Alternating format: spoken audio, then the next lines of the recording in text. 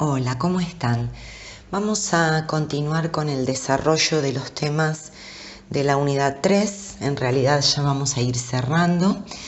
Y en esta clase vamos a abordar cuáles son lo que Eguren y Fernández Soriano, en su libro Introducción a una sintaxis minimista, denominan las líneas maestras del pensamiento chomskiano, de la gramática generativa, es decir, las ideas centrales que se han mantenido sustancialmente invariables a lo largo de los distintos modelos y etapas por los que atravesó la gramática generativa.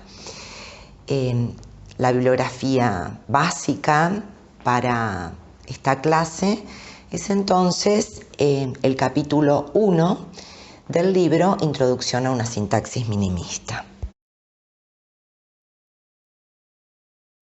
Empecemos con un breve y muy sintético recorrido de los modelos y etapas que existieron en gramática generativa desde sus inicios. En principio tengamos en cuenta que en todos los años en que se desarrolló el modelo existieron dos líneas de investigación, dos ejes fundamentales en su desarrollo histórico.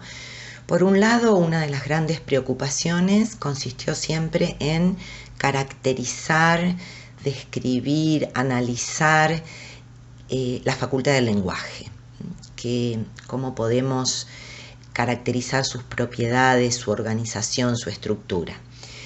Y por otro lado, el otro eje fundamental, la otra línea de investigación que recorrió siempre el modelo, es explicar cómo se produce la adquisición de la lengua materna. Estas dos líneas, estos dos ejes esenciales, estuvieron siempre, imbuidos por la búsqueda de adecuaciones, fundamentalmente por la búsqueda de una adecuación descriptiva y de una adecuación explicativa. Digamos sintéticamente que una gramática es descriptivamente adecuada cuando caracteriza, define un conjunto potencial de oraciones gramaticales de una lengua en particular, mientras que es explicativamente adecuada cuando puede caracterizar las propiedades universales que están en todas las lenguas humanas. La búsqueda constante de adecuación explicativa para dar razón de la adquisición de una lengua produjo sucesivas reformulaciones a lo largo de la historia del modelo en la concepción de la facultad del lenguaje. Podemos distinguir, como vemos aquí, dos grandes modelos, cada uno constituido por dos etapas o momentos. El primero es el denominado modelo reglar, que comienza en la década del 50, alrededor de 1955, con los primeros trabajos de Chomsky, denominada teoría estándar, que a partir de los años 60 desarrolla una segunda etapa conocida como la teoría estándar extendida. Un modelo muy centrado en la descripción del sistema de reglas que formarían parte de las lenguas particulares. El segundo modelo, que comienza alrededor de la década de los 80, es el modelo conocido como principios y parámetros. Tiene dos momentos. El primero es el de principios y parámetros propiamente dicho, y el segundo, el que está actualmente en desarrollo, en investigación, es el denominado programa minimalista. Se trata de un modelo muy centrado en la adecuación explicativa, es decir, se busca caracterizar la facultad del lenguaje, investigando las propiedades universales presentes en todas las lenguas humanas a fin de poder explicar el problema de la adquisición. Hacer un recorrido histórico por el modelo es importante porque nos permite determinar qué es lo que cambia y qué es lo que permanece invariable. Según el mismo Chomsky, en uno de sus trabajos de 1995, Programa Minimalista, una suposición que recorrió todas las etapas y modelos es que la facultad del lenguaje sería un componente de la mente-cerebro que interactúa con otros sistemas, como los sistemas de actuación que nos permiten usar el lenguaje. Esto es el sistema articulatorio perceptual, que actúa en la producción y la percepción de los sonidos, aparato fonador, por ejemplo, la audición, y el sistema conceptual intencional, que está relacionado con el pensamiento. Esta suposición es lo que Eguren y Fernández Soriano denominan el centro o núcleo firme de la gramática generativa, expresado en la concepción de la facultad del lenguaje como un órgano mental.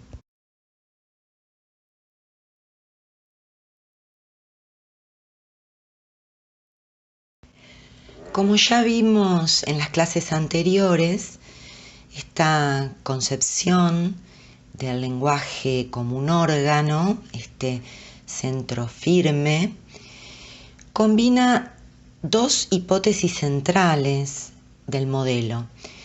Recordemos estas ideas. Por un lado, la concepción de que las lenguas son estados relativamente estables de la mente-cerebro de los individuos.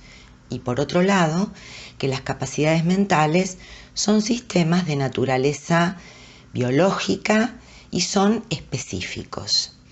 Por lo tanto, la facultad del lenguaje, como ya hemos visto, es un fenómeno interno, genético y mental. Repasemos rápidamente la caracterización de la facultad del lenguaje que ya hemos visto, una estructura que está compuesta por una serie de estados, ¿sí? Un estado inicial, el genético, aquel con el que nacemos, que atraviesa sucesivos estados transitorios a partir de su interacción con el medio, con los estímulos, es decir, los datos lingüísticos primarios, y que llega a un estado relativamente estable, constituido por una lengua y que nos posibilita producir infinidad de expresiones estructuradas. La búsqueda de adecuación explicativa que veíamos recién conduce a determinar a partir del modelo de principios y parámetros cuál sería el contenido de ese estado inicial del órgano del lenguaje, es decir, de la gramática universal. La hipótesis es que estaría constituida por lo que se denominan principios, es decir, condiciones de buena formación de las estructuras, y parámetros, que son valores, opciones de realización de esos principios. Por ejemplo, un caso muy sencillo para comprender esta distinción es el del principio de predicación. Si observamos todas las lenguas particulares humanas, veremos que en todas ellas la estructura siempre está organizada en lo que conocemos como sujeto y predicado. Es decir, y esto no puede ser una obviedad. Tiene que haber algún componente genéticamente determinado, alguna condición de buena formación de las oraciones que determine que esto sea así y no de otra manera. Esta condición es lo que conocemos como el principio de predicación.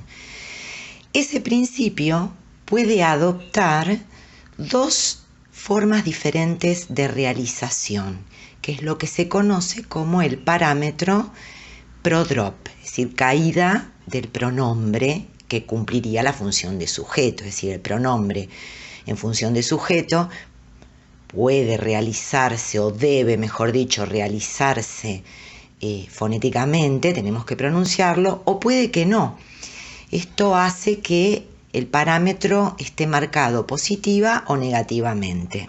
El caso del inglés es el caso de una lengua que está marcada negativamente para este parámetro, es decir, es obligatoria la realización fonológica del sujeto, a diferencia del español, que está marcado positivamente porque podemos omitirlo dada la morfología verbal que posee esta lengua.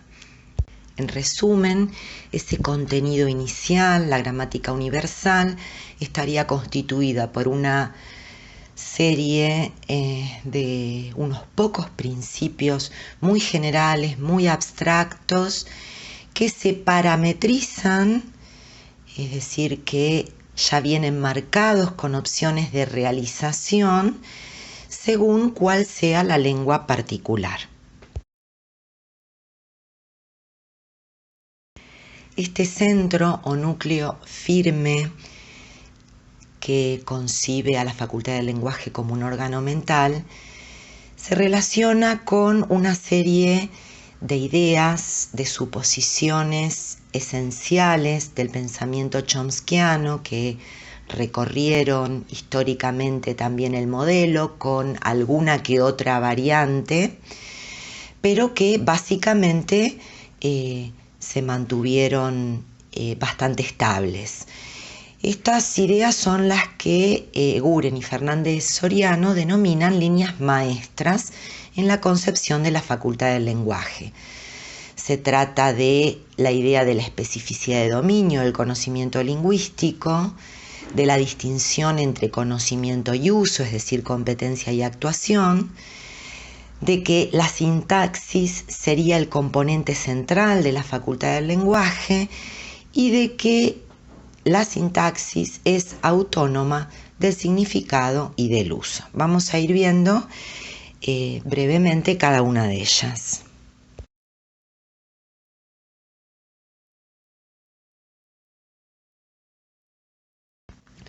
Comencemos con la especificidad de dominio del conocimiento lingüístico, tema que de alguna manera ya hemos abordado en parte en las clases anteriores. Esta idea, como ya vimos, tiene que ver con la suposición de que la facultad del lenguaje es un sistema autónomo en la medida en que es un órgano innato y con un desarrollo idiosincrático, es decir, un desarrollo que tiene rasgos y tiene un carácter que le son propios y que son distintivos de otros.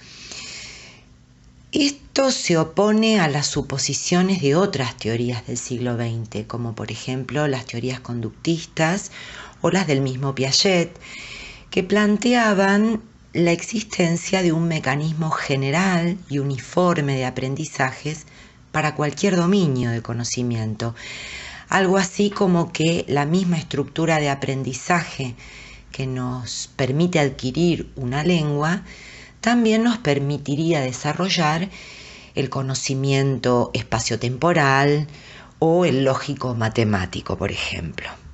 Tengamos en cuenta que el hecho de que sea de dominio específico no tiene que ver necesariamente con que sea innato, ni tampoco significa que no esté conectado y en interacción con otros dominios, con otros sistemas de conocimiento, sino que tiene que ver fundamentalmente con una concepción modular de la mente-cerebro que sigue alguno de los presupuestos fundamentales que plantea Fodor en su concepción de la modularidad de la mente,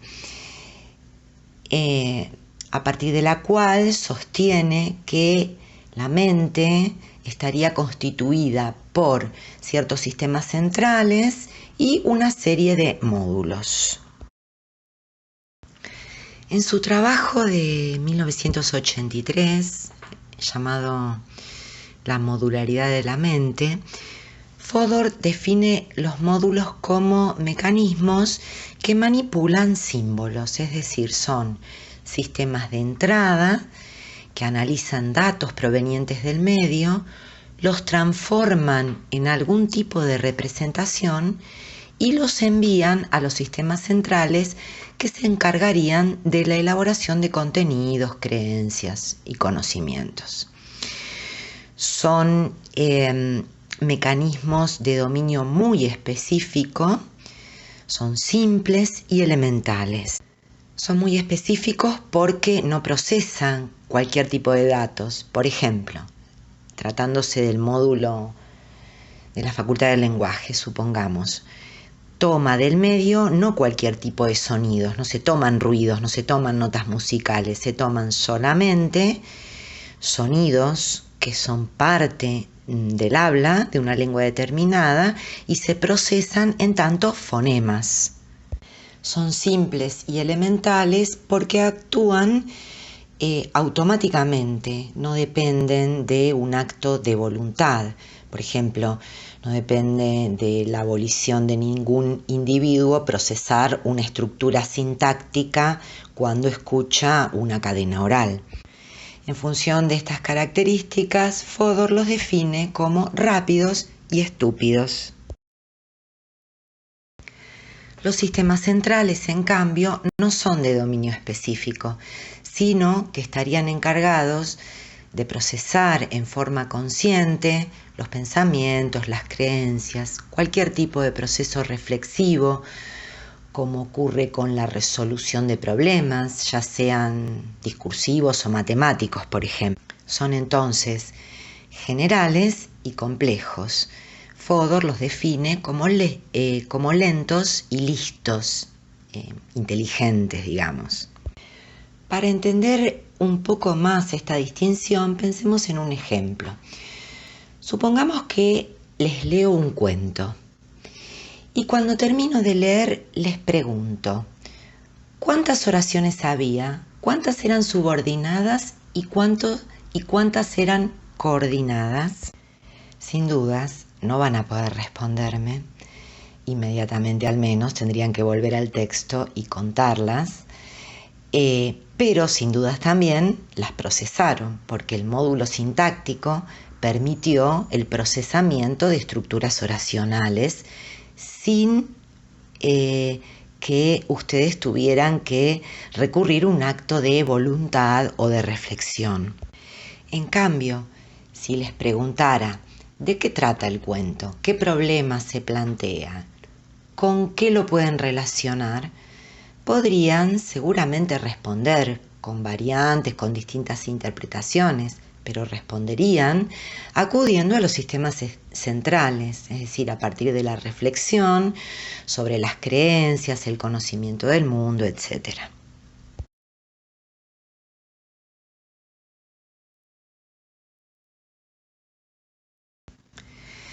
Jakubowicz, en su trabajo Mecanismos de Cambio Cognitivo y Lingüístico, plantea que se puede hablar de la facultad del lenguaje como un equipamiento genético y autónomo por algunas razones fundamentales que ya vimos en clases anteriores y que vamos a repasar rápidamente, ¿no? Para tenerlas en cuenta en esta clase.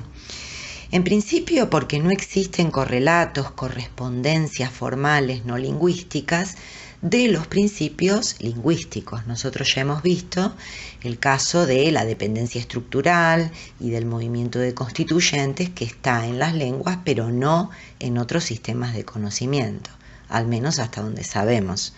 Por otro lado, también se corrobora en el hecho de que la capacidad del lenguaje puede permanecer selectivamente intacta en casos, por ejemplo, en que pueda haber un desarrollo intelectual menor. Pensemos en cuadros como el síndrome de Down, en donde el lenguaje se puede usar perfectamente, o en casos en que se pueda ver afectada por alguna razón una estructura de conocimiento determinado, como puede ocurrir con la pérdida de la memoria, por ejemplo. Existe además un periodo crítico para la adquisición, un periodo crítico que finaliza más o menos hacia la pubertad.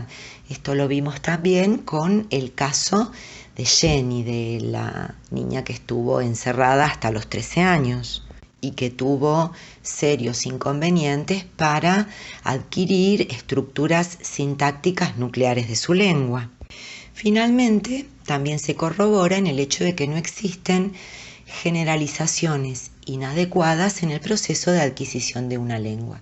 Esto también lo hemos visto, vimos que los datos que el niño recibe darían lugar a una infinidad de generalizaciones, sin embargo, esto no ocurre. Es decir, desde muy pequeños, los niños ya saben inconscientemente que las reglas que regulan la construcción, la organización de la lengua, dependen de la estructura.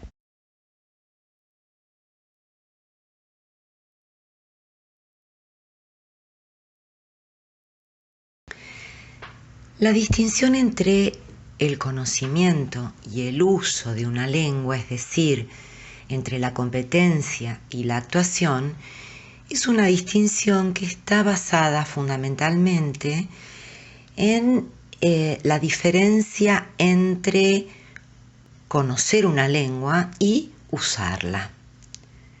Es una dicotomía que se fundamenta en el hecho de que en el uso de la lengua entran en juego ciertos factores de diversa naturaleza, es decir, factores que no son específicamente lingüísticos. Por ejemplo, la velocidad de la emisión, si alguien habla muy rápido o habla demasiado lento, la intencionalidad de los hablantes en la producción del mensaje, el grado de atención o de interés que pongamos cuando decimos algo o cuando lo estamos escuchando, las limitaciones de nuestra memoria, el funcionamiento de los mecanismos o sistemas articulatorios perceptuales, es decir, de la posibilidad, la capacidad o las dificultades que tenemos para pronunciar los sonidos o las dificultades que podamos tener en la audición. Todos ellos entonces factores que no son estrictamente lingüísticos, que no son propios del lenguaje.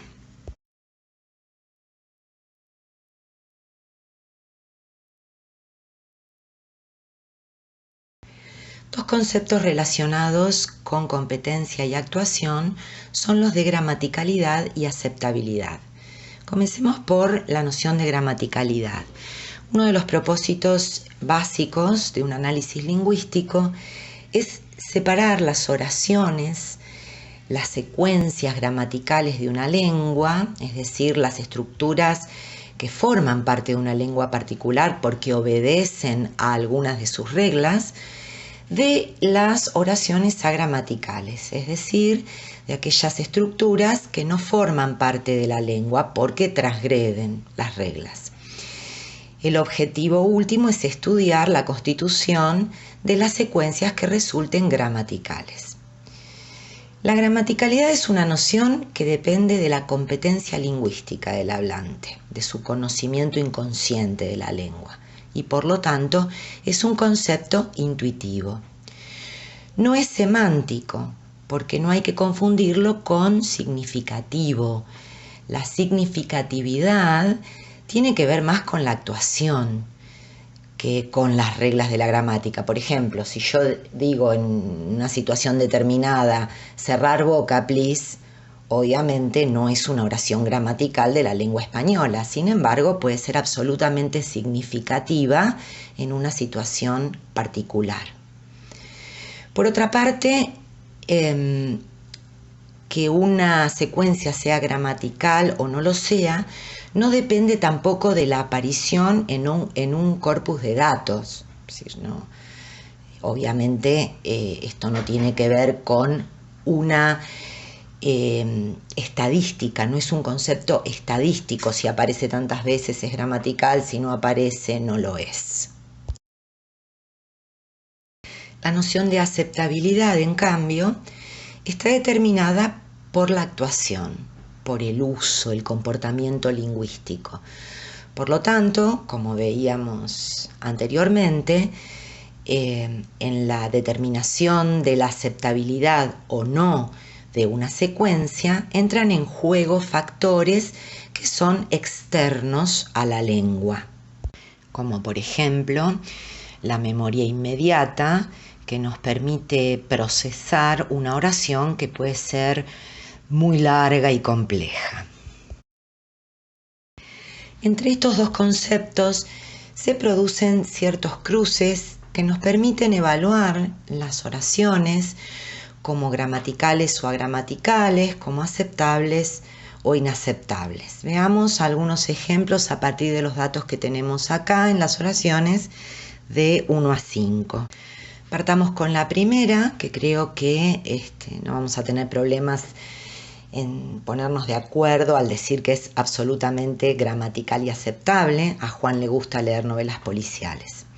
Si vamos a la segunda, a Juan, cuya madre, cuya hermana conozco, es escritora, le gusta leer novelas policiales, lo más probable es que la rechacemos, es decir, no la podamos procesar, no entendamos, aunque en realidad, si la analizamos por parte, vamos a ver que es gramatical, es decir, hay una estructura principal, a Juan le gusta esto, la madre de Juan es escritora, se mete dentro de esa, y a su vez hay otra, la hermana de la madre es conocida por mí, o yo conozco a la hermana de la madre, se mete dentro de la otra subordinada, es decir, la estructura es gramatical, aunque ciertamente resulta inaceptable en un intercambio oral por la dificultad de procesamiento. Respecto de la 3, podemos coincidir en que es agramatical, a Juan le gusta leer qué, sin embargo, en un contexto determinado, con una entonación dada, puede resultar absolutamente aceptable. Por ejemplo, a Juan le gusta leer qué, en un intercambio oral, informal, por ejemplo, es aceptada. Finalmente, respecto de la 4 y de la 5, creo que también podemos coincidir en que no solo son agramaticales, sino que a su vez son inaceptables. Sobre todo la 5, a gusta leer policiales novelas Juan, en donde hay una absoluta ruptura del orden sintáctico, por lo tanto no hay duda que es gramatical, también hace que se convierta en inaceptable. En definitiva, la gramaticalidad de una oración no depende de un contexto de uso, es un concepto relacionado con la competencia, con las reglas de una lengua, mientras que la aceptabilidad sí se evalúa en un contexto determinado a partir del uso que hacemos de la lengua.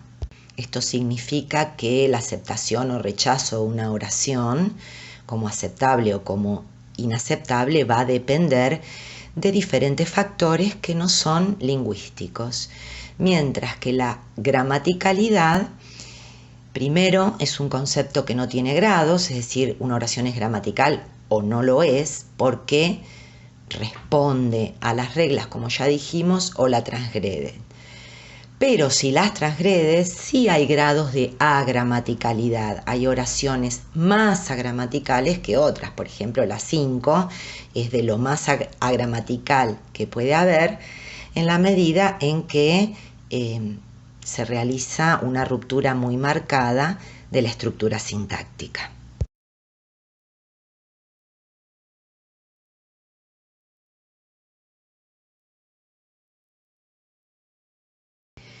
La tercera de las líneas de ideas básicas que recorren el modelo a lo largo de su desarrollo, más allá de algún que otro cambio que pueda haber sufrido, es la noción de que el componente central de la facultad del lenguaje es la sintaxis. Esta idea es el resultado de una concepción computacional del cerebro que se desarrolló en las ciencias cognitivas a partir del avance que tuvo la inteligencia artificial, la neurología y la genética. se parte del supuesto de que los sistemas de conocimiento son mecanismos computacionales. Esto en la medida en que se entenderían como un conjunto de algoritmos que conectan materiales de entrada con materiales de salida. Un algoritmo es algo así como una lista definida, ordenada y finita de operaciones que nos permiten arribar a la solución de algún tipo de problema. Es decir, dados ciertos elementos de entrada, a través de una serie de pasos sucesivos, los algoritmos, llegaríamos a un elemento de salida. En gramática generativa se entiende estos mecanismos computacionales como mecanismos simbólicos. Esto en la medida en que los algoritmos, es decir, esos pasos sucesivos, operan, actúan sobre representaciones, y una representación lingüística es un conjunto organizado de símbolos, de unidades que llevan algún tipo de información, es decir, portadoras de información de alguna clase. Consideremos un ejemplo sencillo. Supongamos que alguien dice algo así como: esta clase es un plomo, cosa que probablemente más de uno esté pensando. Eso es una representación que tiene un contenido fonológico, es decir, se representan sonidos, es un conjunto de rasgos fonéticos, y es una representación también conceptual, es decir, hay un conjunto de rasgos conceptuales que me permiten otorgarle significado. Sonidos y significados, lo que me permite llegar a interpretar tanto la representación sonora como la representación conceptual, es el sistema de cómputos, el ordenamiento que nos da la sintaxis. Por eso es un componente central de la facultad del lenguaje. Es decir, vayamos a las dos partes básicas de esa oración, sin ir viendo cómo se constituye paso por paso. Si yo tengo un material de entrada como esta clase y otro material de entrada como es un plomo, la sintaxis se ensambla, combina y produce un resultado, un elemento de salida. La frase, la estructura en su conjunto, con una interpretación fonológica y una interpretación conceptual.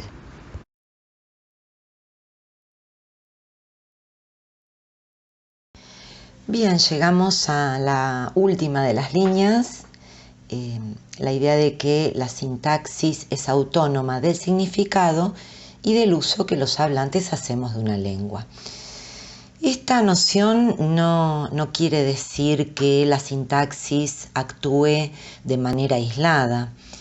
De hecho, existen vinculaciones muy estrechas entre forma sintáctica y significado. Esta noción en realidad apunta a la idea de que no es posible reducir totalmente los conceptos formales a nociones de índole semántica, a cuestiones de significado. Por ejemplo, puede haber secuencias oracionales, frases que no tienen ningún significado. No sé, a ver, yo puedo decir ahora algo como: la zarandela ayuntaba a la chacla. No sé, cualquier cosa. La zarandela ayuntaba a la chacla. Obviamente me decís que está diciendo, se volvió loca, que no, está bien, nada con sentido. Sin embargo, si yo propongo algún tipo de análisis sobre eso, si nos detenemos, vamos a poder al menos decir que hay algunas nociones formales. Me van a poder decir cosas como, por ejemplo, que hay alguien o algo que le hacía algo a una persona, ¿no? La zarandela ayuntaba a la chacla. O sea que hay una noción que tiene que ver con un sujeto, un verbo, que expresa algo, como un evento, un proceso, una acción y un objeto probablemente. Es decir, apelamos a cuestiones formales que están presentes en la estructura oracional, que me permiten inventar, como permite en la poesía, por ejemplo, inventar cosas que a veces no tienen un significado determinado, que por supuesto discursivamente apuestan a un sentido, qué sé yo, cosas que le permiten, por ejemplo, a escritores como Jules Solar haber dicho: se traspemben fantasmeu las casas y gente y suelo de una ciudad sólida terri, sin ningún rapport con este Hades, que significa, no sé, o a Oliverio Girondo, por ejemplo, en uno de sus poemas podemos leer: y degustar los filtros del desencantamiento o revertir mi arena en clepsidras sexuadas y sincopar la cópula. Otro fenómeno en el que podemos corroborar esta idea de la autonomía que tiene la sintaxis respecto del significado es el que encontramos en los casos en que la semántica, la interpretación que le otorguemos a una secuencia depende de la estructura sintáctica, depende de nociones formales. Los ejemplos que vemos acá: un pobre loco, ¿sí? ¿Qué puedo interpretar ahí? Que hay una persona humilde, pobre, que está loca, pero también puedo interpretar que hay un loco que es un pobrecito. Es decir, depende de qué asignación formal yo haga, si pobre es sustantivo o es adjetivo, o si loco es sustantivo o adjetivo. Es decir, depende de esa asignación formal que yo dé una interpretación u otra. En el caso de la matanza de los tiburones pasa algo parecido, es decir, yo ahí puedo interpretar que alguien mató a los tiburones o que los tiburones mataron a alguien, es decir, los tiburones como sujeto o como objeto del proceso indicado por matar. Otra vez una asignación formal que me permite interpretar una cosa u otra. En el ejemplo 3, el DT declaró que no hubo incidentes después del partido.